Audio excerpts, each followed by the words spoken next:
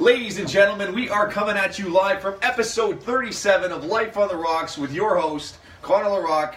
Today's featured guest in the hot seat is one of my good friends, Mr. Alex Watier. How you doing, brother? Good, man. Good to be here. Honestly, I must say, it is an absolute pleasure to have Alex on the show. He is actually one of my business partners, funny enough here. For anyone who doesn't know Alex currently, Alex is actually a professional golfer, which is huge in itself. He is also a sales leader with a financial firm in the city of Sudbury known as Northern Impact, actually in Barrie and Sudbury. So the first question I want to fire off here today, what got you started as a pro golfer? Like, how did you get to being a pro golfer in general? Well, I grew up in Lively, playing at the Lively Golf Course, and then I did well as a junior, and then I went down to a school called Davenport University in Grand Rapids, Michigan. Played university golf there on a scholarship for 4 years. Did quite well, had a couple wins. Our team we had an amazing team. We actually won a lot of events. We won our conference 3 to the 4 years that I was there, and then we won our conference championship 2 to the 4 years that we were there. So it was a lot of fun. And then when I graduated, I didn't want to really give it up yet. I always didn't think, I thought about it like, oh, should I go to work or should I start playing more? And then kind of came to me like, well, my dad was kind of talked me into it a little bit, but I agreed with him. He's like, you don't want to look back and say that you never tried, right? Exactly. So I was like, you know what, yeah, that makes a lot of sense. So I turned pro, and then I played on the Northern Ontario Tour 2 summers ago. Then I played that tour and the Great Lakes Tour this summer. So we had a lot of fun, but kind of switching gears now, getting more into work, kind of pushing golf off to the side. I tried, but right now it's kind of going down a little bit. I have more different aspirations now and different goals. So absolutely, we're going to get into that in a minute. But I want to know more about this golf. How hard is it to become a professional golfer? I don't know any but you. You know what I mean? Yeah, So that's something in itself. Well, it definitely took a lot of time and patience. When I was younger, I wasn't the greatest golfer by any means, but I used to practice a lot on my own. Go down to the putting green, chip and putt for an hour, maybe 2. And before work, go to work, and then play golf as much as possible. And then when we were at school, we were practicing every day, 5 days a week, at least for an hour or 2 a day, and playing 5 to 6 days a week as well. So it does take up a lot of time, but absolutely, if you put the time in, you can get the results. How do you get your pro card? You have to win a few tournaments. Is it one specific tournament? How's this work? The way it usually works is for the Northern Ontario Tour, the PGA of Canada, you have to play in. So you go to a certain qualifying, and you have to shoot a certain number to get in after 36 holes. I was fortunate enough to not have to do this. What they did was they took one of my university rounds, one of my university tournaments actually, that was 36 holes, and used that as my qualifying score to get in. So yeah, it was pretty beneficial. I didn't have to drive down to Toronto and do it, so it kind of saved me a little money there, and got right into it right away. I didn't have to wait till the qualifier. Are these? So this is actually PGA qualified tours in Canada. Is that how that works? Well, yeah. So it's the PGA of Canada. So there's many levels underneath the PGA Tour. For sure. It's 5 or 6 at least. Yeah. There's lots.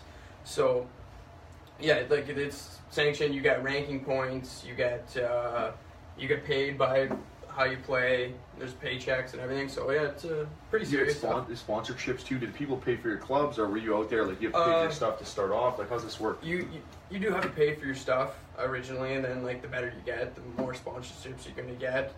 I was fortunate enough that I was working at the Lively Golf Course at the time, so I was Titleist was giving me a good deal on my stuff, so I didn't really have to pay full price, but I already had a lot of gear from university, and again, we got a good price when we were on the university team as well, so I didn't really have to buy a lot of gear or anything when I turned pro, so that was kind of nice. Definitely, yeah. But yeah, definitely it takes a lot of time and effort, and I can imagine. mental, it's pretty stressful, you get out there, not every day is going to be your day, right? Everybody, no matter what your skill level is, you're not going to have a great day every day. You look at even the PGA Tour, you look over my favorite thing is scrolling down to the bottom and seeing the guys that shot a lot. It just makes you you'll see a name that you think is really good, one of the top players in the world, and he had a bad day, and you're you know what, it could happen to anybody. Laid an egg. Yeah, absolutely. I was going to ask you, so you're still involved in golf too. How hard was it to juggle university while also trying to, go full time as a golfer? It was pretty difficult. The the way we did it was our coach was like, "Hey, here's your practice schedule and your tournament schedule, and pretty much book your classes around that." Definitely. So yeah. we had practice every morning from like 9:30 to 11. So we didn't book classes till noon every day, or we tried to book night classes as much as possible from like 6 to 9. Exactly. So you bang out like those at in the evenings, so you can play and practice all day long. No, exactly. Yeah. So there is like a lot. It was hard to juggle, and like we're on the road 3 or 4 days a week as well, and not always on the weekends. Like there was a lot of weeks like midweek we'd be gone 3 or 4 days, doing homework in the vans, doing homework in the hotel, like grinding it out, make sure we can be eligible to play the next semester, right? Because if you don't pass your classes, you don't get to play the next semester. Are you guys going all over the states or just in specified states? Like how did that work? We were everywhere. Like we went everywhere from Florida to Oregon. Really? No we were in kidding. New Jersey. A lot in Michigan. Went to Nashville a few times. A lot in Ohio, Illinois, Iowa. Like we're everywhere. How did you deal with the pressure of it as a golfer? Like, how did you deal with the pressure, like, if you're going out there? Because, I mean, golf's not one of those sports where you can kind of coast. I mean, you have to be on for the most part. It's definitely different, especially when you go to university, because now, before you go to university, you're just playing for yourself, right? It's all individual. Good times, yeah. And then now, like, when you're playing university, you're playing as a team, right? So, like, even if you're not having your best day, like, you got to grind it out to make sure your team score is not through the roof. So, like, there is a different mental aspect to it. Like, it's hard to, the days that you aren't playing well, to just keep it like, hey, you gotta just keep it going, right? Like, you gotta keep playing, because you're playing either way. So, exactly, yeah. To make sure you're having a good day that day, it's mentally tough. It's taxing, so, like, you yeah. just gotta, like, let it go. Like, it's hard to let go of anger sometimes, but sometimes you just gotta, you know what? Here, let's just have the best time of it. It's kind of like the way you gotta look at it most days. Here's the question that everyone's probably asking, if anybody's listening to this. Do they let you drink when you're a professional golfer? And I mean, that's just a question someone's going to ask. I have to ask. I just got to ask. No, that's fair. Most tours, no. Okay, yeah. But there is a few tournaments where, yes, you're allowed to have a few beverages. But the John Daly style. Yeah, no, I know people are thinking, they're like, wait a second, are we able to do that? No. University, nothing. Yeah, definitely not, yeah. Nothing it's at all. Clean cut kind of deal. Yeah. So let's cross over for a second. So I want to get the whole context of, what made you who you are today. And also, so now you work with a financial firm known as Northern Impact that represents through Barrie as well as Sudbury. So you're a sales leader with the firm. Alex has 6 guys under him. Funny enough, I actually recruit for the company, so we work hand in hand. That's how we met. What got you started? Why did you choose going into sales? Like, why is it sales? Like, most people, kind of try to deter away from sales, but what brought you into sales? That's fair. Well, when I was an intern, actually, down in Grand Rapids, I was working at a golf store called Maple Hill. And they do, like, an extraordinary amount of sales. Like, it's honestly crazy. And like our team. No, I'm just kidding. No, go on. No, go on. Yeah. The owner, like, he would train everybody straight on and tell them how to sell things and whatever, like, how to sell the golf gear or whatever. And, like, I found it very interesting. And, like, I really like just talking to people, meeting new people, and just going over, like, helping them out. Like, that's the way I look at it. They're there for a reason. They're looking for something. I want to give them exactly what they're looking for, the best fit for them, right? So, and I've always really wanted to work for myself. Like, I've worked for other people, like, a lot growing up, and I just found working for myself, like, I feel like I'm enough motivated for myself to get out there and do it. Self-starter, exactly, so, and I don't want anybody, like, saying, like, you can't do this, or you can't do that, or you got to do it this way. Like, I want to do it the way I want to do it, right? Or the way I feel it works. So that kind of just pushed me at sales was kind of, like, the right option for me. Like, still keep meeting new people and growing. Well, that's it. I mean, you look at society Your today. relationships. No, exactly. And that's where I see, like, same with myself. Like, you're looking at society, and everybody, they can say, they're in it for the money or whatever it is. But I was always looking around. I'm looking at the doctors, lawyers, the accountants, all these different people. And I was trying to see, I'm like, which one has the most freedom in terms of, you have to work hard. And it almost seems like the realest people in society, in my eyes, and this could be completely biased, but I think are the entrepreneur types. The ones out there, they're the ones that are going to give you the straight answer. They're the ones like, holy crap, you got to eat a few bullets to get where you want to go. Oh, definitely. Like, you're gonna suck down a lot more no's than yeses as an entrepreneur. So, and you can't let the more no's you get bring you down. Like, it's just the way it works, right? How do you deal with the sales stigma? Like, how do you deal with it when you're telling people, yeah, I'm a salesperson, like I'm a sales lead, I have a team of 6 people under me, or like when you're at, let's say you're in a business or you're in somewhere with a client and they just, you know what I mean? You get that, some people get that sticky feeling like, oh, I'm a salesperson. And then right away it kind of reflects on some people. I know you handle differently, but just. The way I look at it is you gotta love what you're selling. If you don't believe in what you're selling, then you're not selling the right thing. And if you truly believe in what you're selling, then it shouldn't be an issue to really sell. Like it's something you believe in, and if you truly believe in it, you can make someone else believe in it because the passion should come out of you. And I feel like that's how you get around with sales. A lot of people don't like to be sold, which is fair. That's fair. But there are people out there that if there's people that need what you have, you just have to go find them. Exactly, yeah, you got to go and kind of search for the right clients, whatever it is, get the right people. Like I was reading a book actually by Russell Brunson. It's called Expert Secrets, and it's actually really good advice. He was saying was that, you know, who is your ideal client? What's that person look like? And a lot of people actually probably don't sit back and actually think about that. Like, what is this ideal client? Who do you want to build a relationship with?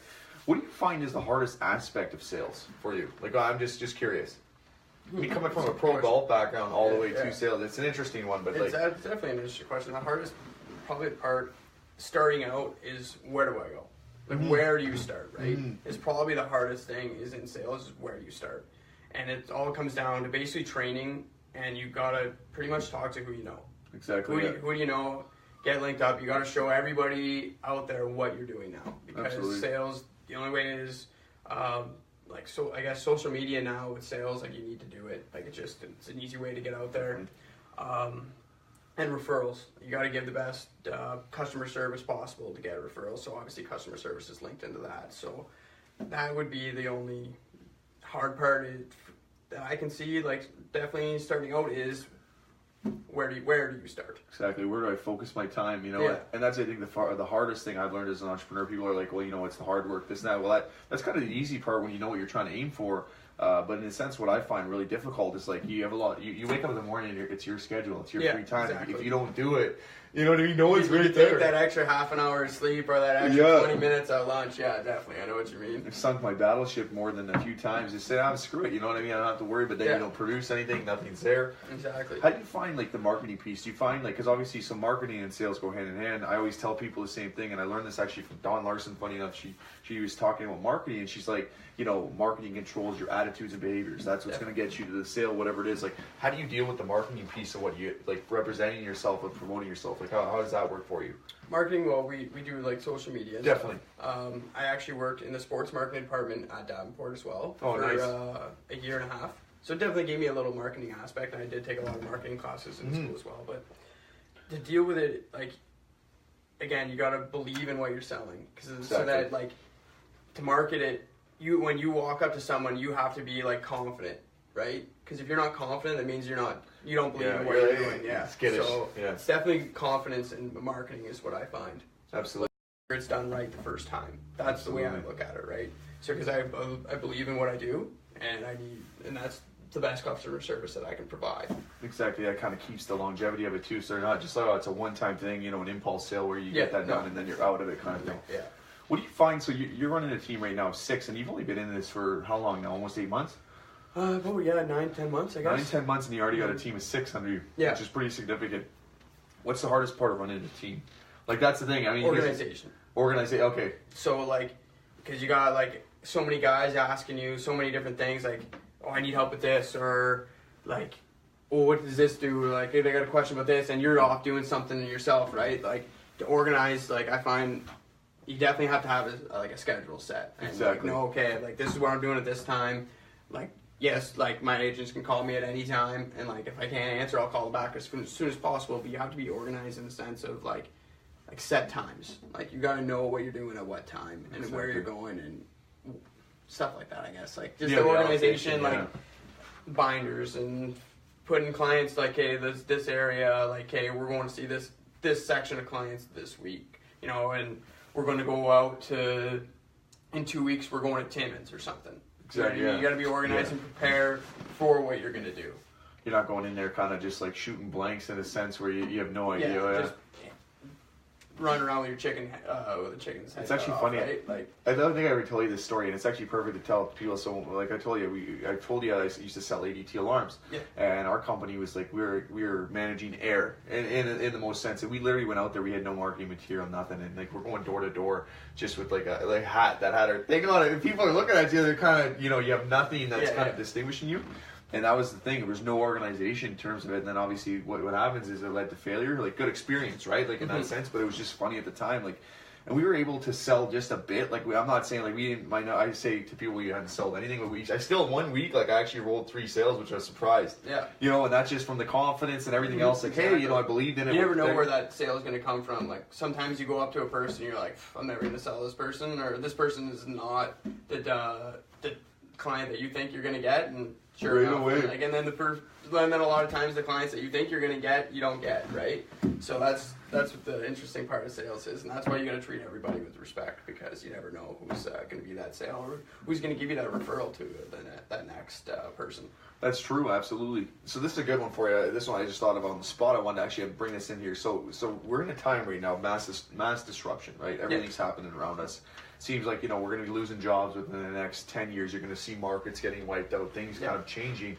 But what do you think about the sales game? Like obviously it's going to change, but that's one thing that's going to be around. You think so? I always think there'll be salespeople. Yeah, like it's just the way every company has salespeople. It's so true. No matter what the company is, like let's say you're a carpenter, and you're quoting jobs, but you're a salesperson. You're selling yourself and your company to get that job. Exactly. So even if you're not a salesperson, you're still selling. Exactly. yourself. Yeah. So there's always going to be salespeople. Like any company. Actually, the way I look at it. No, I agree with you tenfold too, and because those are the people putting the money into the companies, right? Exactly. So they get rid of all the people that aren't doing that to put the numbers up. So another important thing. I know you have an affiliation with some real estate and stuff. Why didn't you choose to go down the real estate road? Just curious. Okay, I get that question a lot actually, because my mom does. She owns Keystone Realty, land in Watier, and a lot of people ask me that, and I kind of just wanted to do something a little different. Definitely, yeah. Like I still wanted to be in sales, and I'm thinking about actually doing real estate maybe on the side or something as well. Yeah. Get my license, but right now I just kind of wanted to build something on my own. No, for sure.